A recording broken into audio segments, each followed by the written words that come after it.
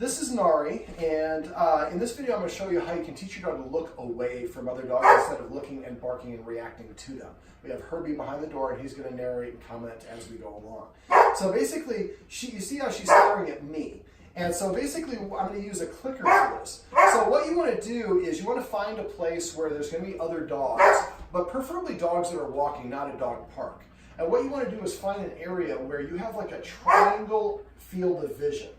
So like I could see from here to here, I could see, but from here on there's bushes or a house or something. From here over there, there's bushes or a house.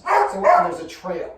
So as people come down the trail, I know that I'm going to be able to see them, and I'll be able to see them for about 5 seconds before they get out. So you can use alleys or areas. You have to find and scout a location where you can do this. Nari. So what you want to do is I'm going to have Nari over here, and let's say that the trail is right here.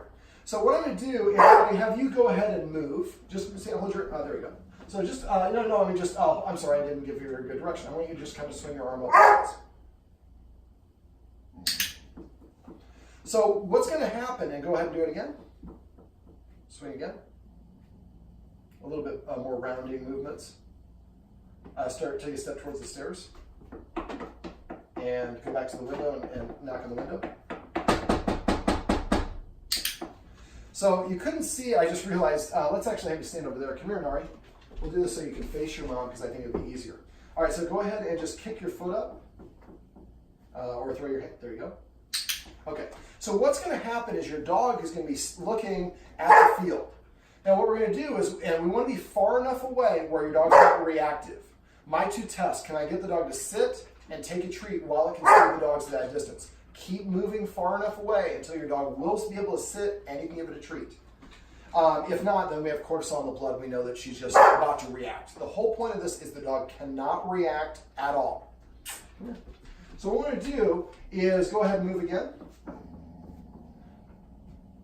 So normally the dog would be staring this way, and it's staring at the other dog. Now, we went through a focus exercise off camera. But if we're far enough away and the dog's walking by, as we see the dog walk by, Nari's going to stare at the dog. And if we say focus and she looks up at us, we're going to click and then give her the treat.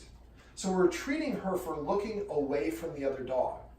Now, when we do this, we want the dog to come and appear for like 1 or 2 seconds. Now, I normally go through a focus exercise. She's done such a good job that she stares at her guardians. But if you haven't, go to doggonproblems.com, click on dog training tips. On the search box, type in focus exercise. It'll teach you how to do that exercise. The idea is to condition the dog to look in your face and have something good happen, like getting a treat like that. Focus. So the idea is now you can verbally give your dog the cue and it stops us doing looks at you as long as there's nothing threatening in its immediate proximity. That's why I move far away. So we keep note of whatever the distance is, and start at maybe 25 feet and then move 5 feet each time until your dog can sit and see somebody. You might have a friend with a dog, Herbie is cracking me up, who can actually walk back and forth and test this for you. And it's also going to be dependent on what the dog is doing. If you have a dog that walks by in a calm heel, you probably get closer than a dog that's bouncing and barking at everyone. So you might ebb and flow a little bit. So the idea, so she sees the person approaching, or the person passing by, and she sees the dog, and she stares at it. You give her about 1 or 2 seconds. If she doesn't do it on her own, then you say focus, and then give her a treat. So we're teaching her looking away from the other dog gets you the command. Now we're using a lure. We're saying focus to get her to do it. After you do this enough, that's why we wait 1 or 2 seconds. After a while, she'll see the other dog, and she'll immediately look away because we've conditioned her that looking away from the other dog gets her a treat.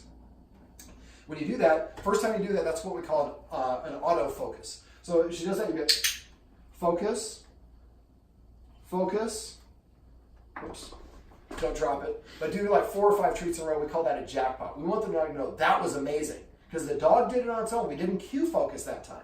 But you're going to have to cue the focus many, many times, and eventually then the dog will look away from the other dogs. Dogs are very front-facing and confrontational. Front-facing is a challenge. They see the other dog, and they lower their head and start staring at it, and they're getting ready to bark if that dog gets close enough, and lunge and all the rest of those things, even Herbie. So what we're doing is we're giving enough distance where it doesn't feel as a threat, and so it's able to avert its eyes, and when it does that, we reward it. Now, once you can get what we call 5 for 5, once we've done this and you have 5 dogs pass and she stops and looks up at you and doesn't react, and let's say we're at 30 feet, then we go to 29 feet and we repeat the process. And we do that until we get 5 times in a row where she looks away from the other dog on her own, and we're not saying focus, we're just rewarding her for the activity. So as soon as she looks away, you click, and then you give her the treat immediately after.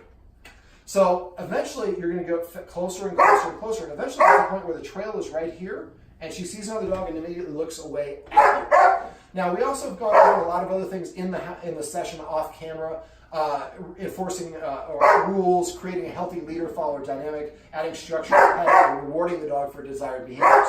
The things you do in the house is really important before, that's okay, before you can try to do it outside. But outside is the hardest version. If you can't get your dog to not bark at a dog looking out the window at your house, the chances of you doing it out and about are really slim to none.